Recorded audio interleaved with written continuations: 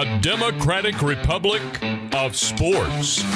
The Sportsocracy with ESPN Asheville hosts Tank Spencer and Jeremy Greene.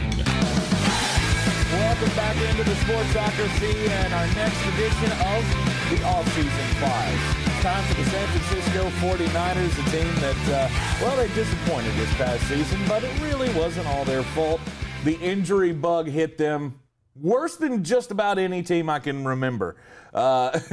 With all of the injuries that happened to the 49ers, we knew that this wasn't going to happen. Now, the offseason has been dominated by a discussion of what's going to happen at the quarterback position. Jimmy Garoppolo seems to be the guy. You've got GM John Lynch, who has already said he's our guy moving forward. Yes, there have been links to the San Francisco 49ers, to the Deshaun Watson talk. People have tried to squeeze them into the Russell Wilson talk, which is dumb because there's no chance that the Seattle Seahawks would trade Russell Wilson within the division.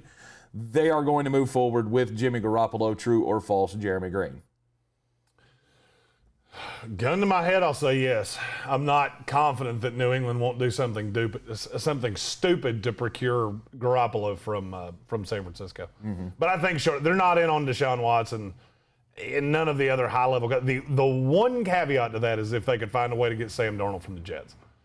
I think Sam Darnold would fit perfectly in this offense. He's 6 years younger, and he's a boatload cheaper. So I don't take San Francisco out of the running for that. But I just don't know that. I don't know what New England could do to get Garoppolo. I mean, are you going to give up 15 to get him? I don't think you would. No. So without knowing the pieces, and I firmly believe Sam Darnold's the next quarterback domino to fall, and I think it happens within the next about 5 days. Mm-hmm. That will better tell me who the quarterback at the San Francisco 49ers is. But as of right now, I will go with the pretense that it's Jimmy Garoppolo. Yeah, I believe it's Jimmy Garoppolo. He's got weapons to work with. He's already taken this team to a Super Bowl. He was, within a play of winning the Super Bowl. I feel like this is a good move for them to hang on to Jimmy Garoppolo. Don't get rid of him. I realize that it could make sense money-wise, but what are you going to replace him with? I mean, outside of Darnold, there is nothing. Mm-hmm. They're not going with a rookie. This team's too good right now to roll with a rookie. Mm-hmm. So, to me, it's Darnold or Garoppolo, and there's no in between. The 49ers have $23.5 million in cap space to work with this offseason. Who are they losing? Who are their big guys that they have to re-sign? Trent Williams is a free agent. I firmly believe he'll be back in San Francisco. I don't really see a path to him leaving. I mean, I'm sure it could happen. Mm-hmm. I just don't buy it. I think they're going to pay him. He was too good last year. He's the best left tackle on the market, and I think you'll see him brought back. They'll lose Richard Sherman. They could very easily lose Jaquiski Tart, Kyle Juszczyk, Quan Williams. Kerry Hyder is a big one. That's one that they may attempt to re-sign him, and Jason Verrett. Mm-hmm. In terms of snap count, those are the most important guys they are losing. Right. They're going to lose a lot in the secondary. So they're going to lose a lot of defensive players to the Jets. I mean, let's call it what it is. This is what happens when a defensive coordinator leaves and you have a bunch of guys that are free agents, about 5 of them wind up on that team. Right. They know the scheme. The coach is comfortable with them. I love Richard Sherman. I think he's most likely to be a Jet next year. Mm-hmm. I look at Verrett. If it's not Richard Sherman, it'll be Verrett. They're going to lose some guys on defense, but they do have some money. And I think they'll be able to add a little bit through free agency. They could move some cap around. They have a more workable cap sheet than most teams in the NFL. Mm-hmm. So we think they'll be able to get Trent Williams. I believe he will be retained. Retain yes. Trent Williams. They don't have a super amount of holes. The secondary is the biggest one. Solely because they're losing so many pieces. I mean, right. They have secondary pieces, but depth is going to get killed. I mean, you're going to lose 3 corners most likely. Mm-hmm. And aside from that, what would their focus be in free agency? I mean, in terms of need, corner's the biggest one to me, interior line, and an edge guy. Mm-hmm. Having somebody on the opposite end of Bosa, which I never thought I would say in San Francisco because they took 14 defensive linemen in a row. Right. But they're probably going to lose Solomon Thomas this year, who was without a doubt, the most disappointing of all of them. Mm-hmm. But I could see them trying to add an edge guy in the draft, an edge guy in free agency. I just don't see this team as one that's going to break the bank. They've drafted obnoxiously well. I mean, San Francisco is one of the most underrated good drafting teams in the NFL. Mm-hmm. And now they got weapons. I keep coming back to Garoppolo. I don't understand why people are so – why. If it's not the injury thing, I do not understand why you're down on Garoppolo. I mean, that's what it is for a lot of people, but I've heard some analysts say that they could do better skill-wise than Garoppolo. And I'll tell you, somebody that's watched Sam Darnold for the last 3 years, he's not currently better skill-wise. Mm-hmm. I would agree with that. I think the fantasies of having the superstar quarterback are just that, are fantasies. I think that comes a lot from, a team that in the past has had Joe Montana and Steve Young. You kind of get spoiled by that and think, well, we always have to have the best guy in the league. Not necessarily. To be a successful team, you need somebody who can control the pace of the game. You need somebody who can make sure to hit these little targets that you have. I mean, you've got so many, between Deebo Samuel and Brandon Ayuk, and of course George Kittle, but the wide receivers alone can do so many different things. I love this offense that they have built. They've got pieces.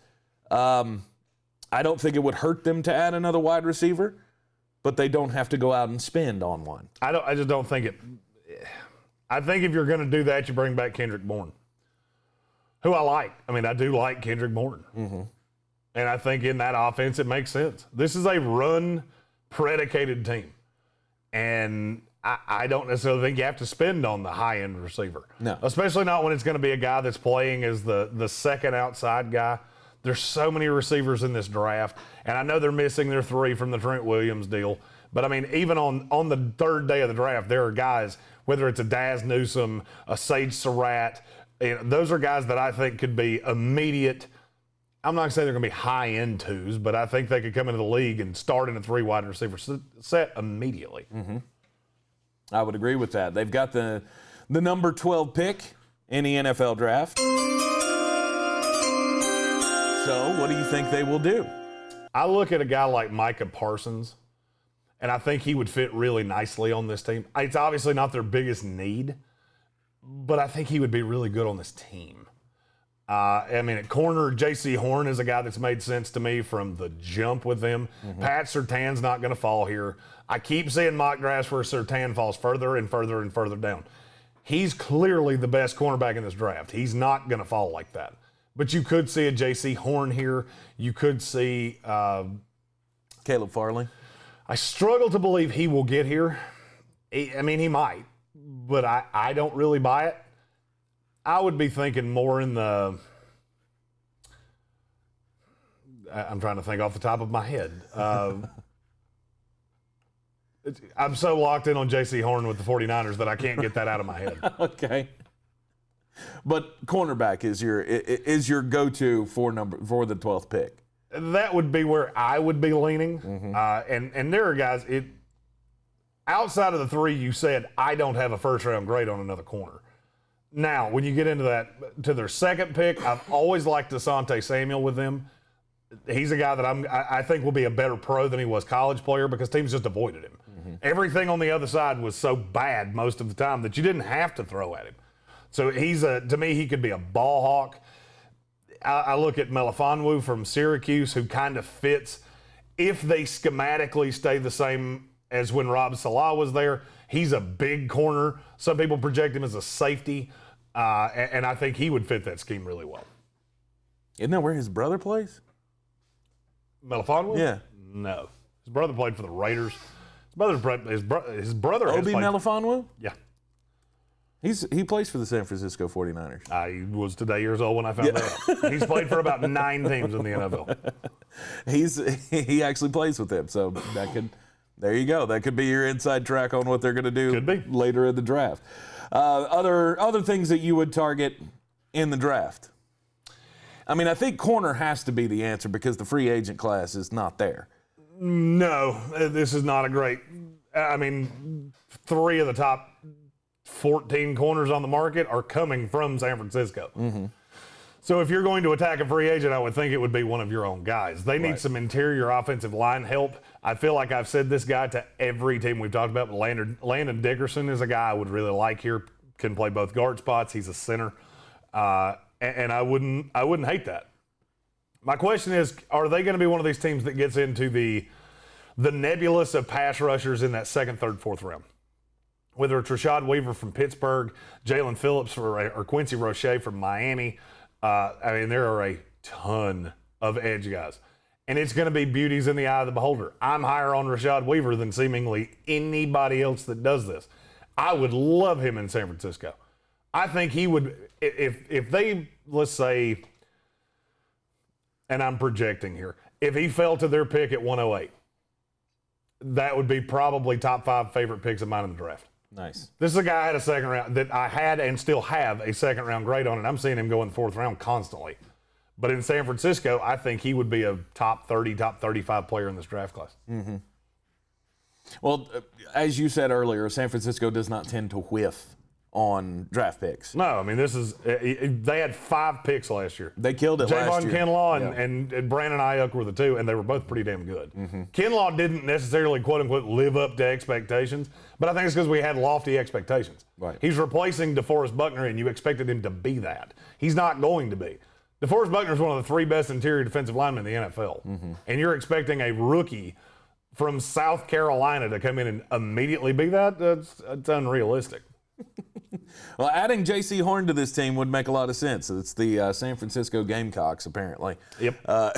They have quite a few South Carolina guys on their roster and could add another one in the draft. Overall team needs, though, for them, again, they're losing a lot in the secondary, so they've got to focus their efforts there. I think mostly, in the draft, and probably, I mean, I would re-sign Akella Witherspoon. I like him, and I think you can get, he's not a guy that's going to demand a whole lot on the market. The thing about San Francisco is I look at them kind of like I look at Dallas. You're a team that had a bad year last year that was largely due to injuries, and you don't have a schematic problem on defense. I mean, this is a team that could easily flip the script. They went 6-10 last year. They go 10-6 this year. It wouldn't shock me in the least. Doing nothing, and they have some money and some draft capital. San Francisco, to me, is in a good place. I am just curious. I would love to get John Lynch alone in a room for 5 minutes to tell me how he feels about his quarterback situation. Because this is a team that's been talked about so much. And I think if I knew that, I would understand this team markedly better.